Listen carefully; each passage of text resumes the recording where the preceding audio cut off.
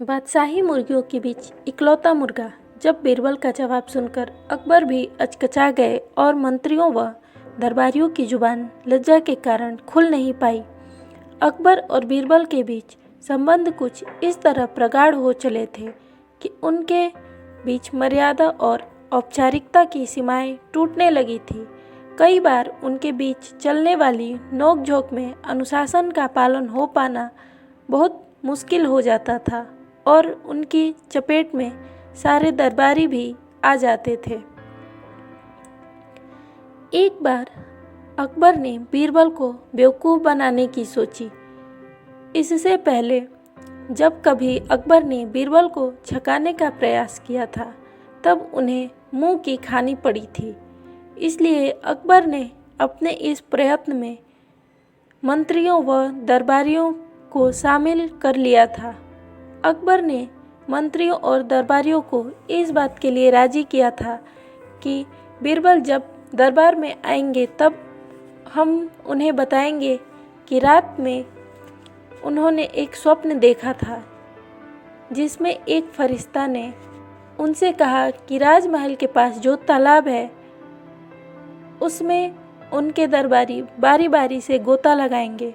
जो दरबारी एक अंडे के साथ तालाब से निकलेगा वह शरीफ होगा और जो बिना अंडे के बाहर निकलेगा वह होगा पक्का शैतान।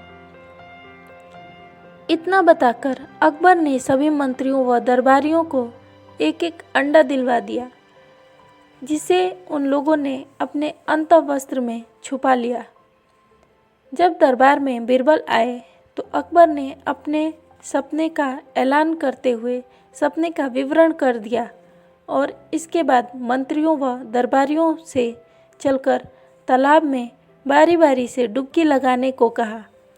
बीरबल देखकर चकित रह गए कि अकबर के स्वप्न की चर्चा सुनकर किसी भी दरबारी ने कोई सवाल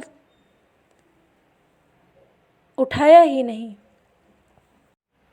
आश्चर्यजनक रूप से सबके सब तालाब में डुबकी लगाने के लिए तैयार हो गए। यह सवाल बीरबल के मन में उमड़ने घुमड़ने लगा। अब चूंकि सब तालाब की ओर जा रहे थे इसलिए बीरबल की भी मजबूरी हो गई कि वे भी उनके साथ चले। बीरबल ने एक विचित्र बात क्या महसूस की कि सभी दरबारी अधिक चपल और प्रसन्न दिख रहे थे। बादशाह जो ऐसे मौक़ों पर बीरबल को साथ रखना पसंद करते थे अपने मंत्रियों के साथ चल रहे थे। इस भीड़ में बीरबल खुद को अकेले पा रहे थे। तालाब के किनारे पहुंचने के बाद अकबर के बैठने की व्यवस्था हुई। बादशाह के तख्त के पास टोकरी भी रख दी गई। थोड़ी ही देर में तालाब के आसपास का नज़ारा बदल गया। एक एक दरबारी तालाब में उतरते, डुबकी लगाते और हाथ में अंडा लिए बाहर निकलते। वे अंडे को बादशाह के पास रखी टोकरी में रखकर तख्त के दूसरी तरफ दरबारियों के लिए बनाए गए स्थान पर जाकर बैठ जाते। सभी मंत्रियों और दरबारियों ने डुबकी लगा ली।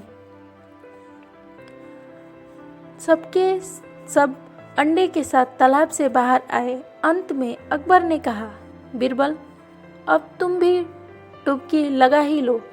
बीरबल का मस्तिष्क तेज गति से काम कर रहा था। उन्हें विश्वास हो चला था कि इस डुबकी लगाने वाले खेल में बादशाह भी शामिल है, वरना अनेक धूर्त मंत्रियों और कुटिल दरबारियों के हाथ में तो अंडे नहीं आते। यह सब सोचते हुए बीरबल तालाब में उतरे, डुबकी लगाई, लेकिन हाथ में अंडा नहीं आया। बीरबल तालाब से निकलते निकलते एक निर्णय पर पहुँचे और जोर से बांग दी। वे बांग देते देते ही बीरबल बादशाह के पास पहुँचे। अकबर ने उन्हें खाली हाथ आया देखकर पूछा, बीरबल तुम बिना अंडे के?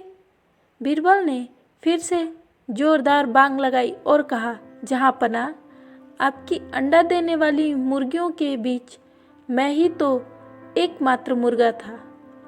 अब मेरी बात का भरोसा न हो तो आप पानी में उतरकर आजमा लें। बीरबल की बात सुनकर बादशाह भी झेप गए और मंत्रियों एवं दरबारियों की जुबान लज्जा के कारण खुल नहीं पाई। बादशाह ने अपनी झेप मिटाते हुए कहा, बीरबल, तुमसे पार पाना मुमकिन ही नहीं। दोस्तों, वीडियो पसंद आए तो लाइक करें, शेयर करें और मेरे चैनल को सब्सक्राइब करें। धन्यवाद।